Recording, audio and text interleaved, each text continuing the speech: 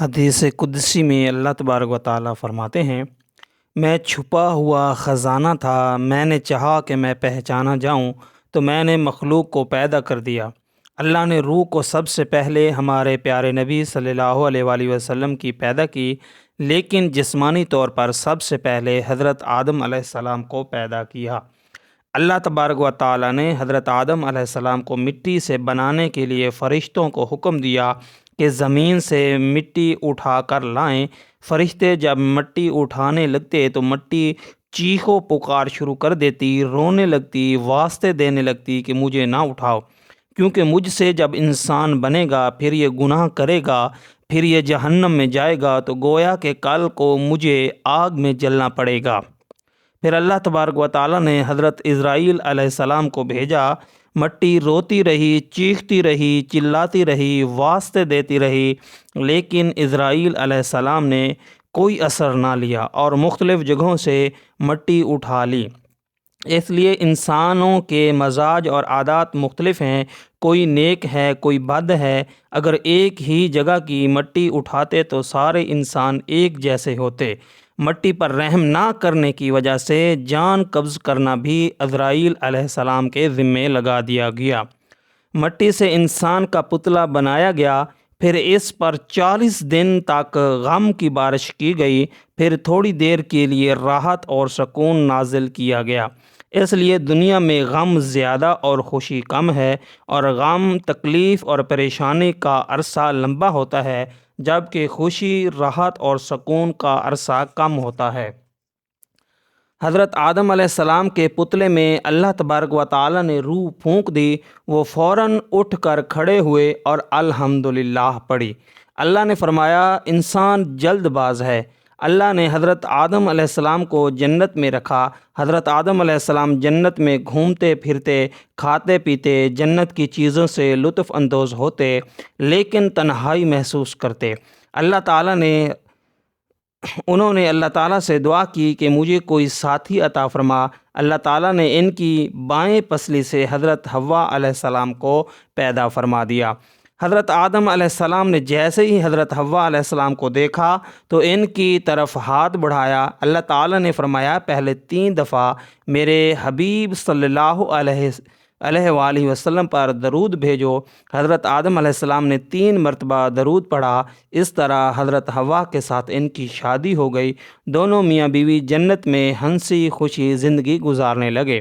اللہ تعالیٰ نے فرشتوں کو حکم دیا کہ آدم کو سجدہ کرو۔ سب نے سجدہ کیا، لیکن ابلیس جو کہ جن تھا اور عرصہ دراز سے فرشتوں کے ساتھ رہ رہا تھا اور ان کا سردار تھا، اس نے سجدے سے انکار کر دیا۔ اس کا قرآن پاک میں اللہ تعالیٰ نے یوں ذکر فرمایا ہے، جب ہم نے فرشتوں سے کہا کہ آدم کو سجدہ کرو، چنانچہ سب سے سجدہ کیا سوائے ابلیس کے کہ اس نے انکار کیا اور متکبرانہ رویہ اختیار کیا اور کافروں میں شامل ہو گیا۔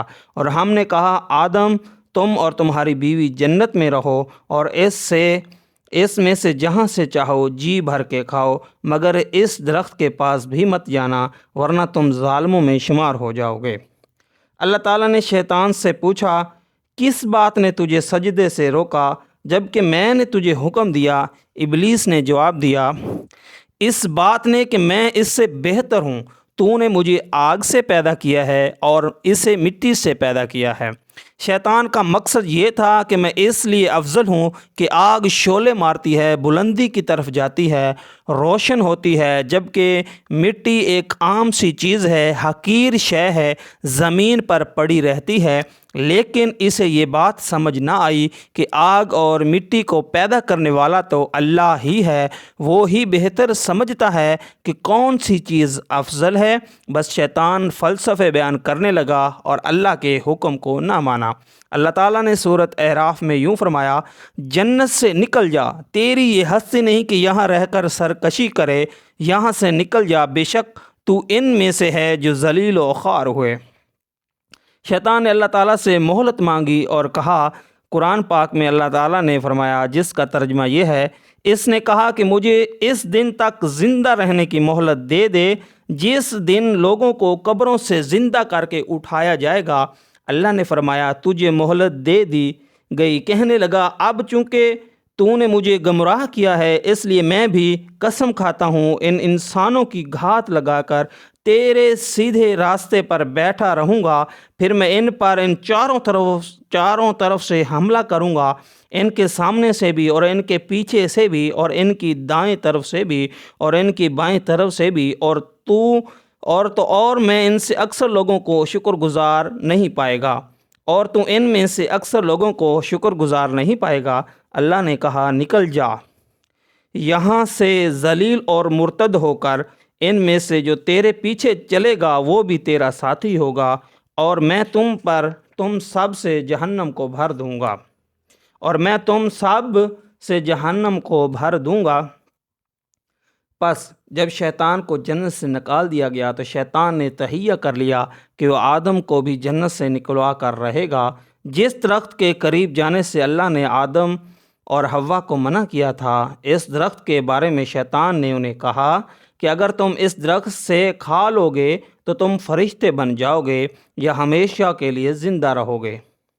شیطان نے قسمیں کھا کھا کر ان کو یقین دلایا، دونوں نے اس پھل کو کھا لیا، فوراً جنت کے لباس اتر گئے، اپنے جسموں کو جنت کے درختوں کے پتوں سے چھپانے لگے۔ جب اللہ تعالیٰ نے پوچھا کہ میری نافرمانی کیوں کی، تو حضرت آدم علیہ السلام نے شیطان کی طرح فلسفے بیان نہیں کیے بلکہ فوراً معافی مانگ لی۔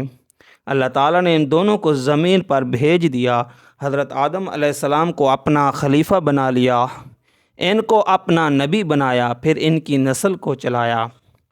حضرت آدم علیہ السلام پر وحی نازل ہونی شروع ہوئی تو اللہ تعالیٰ نے فرمایا، جس کا ترجمہ یوں ہے، پھر اگر میری طرف سے کوئی ہدایت تمہیں پہنچے تو جو لوگ میری ہدایت کی پیروی کریں گے ان کو نہ کوئی خوف ہوگا اور نہ وہ کسی غم میں مبتلا ہوں گے۔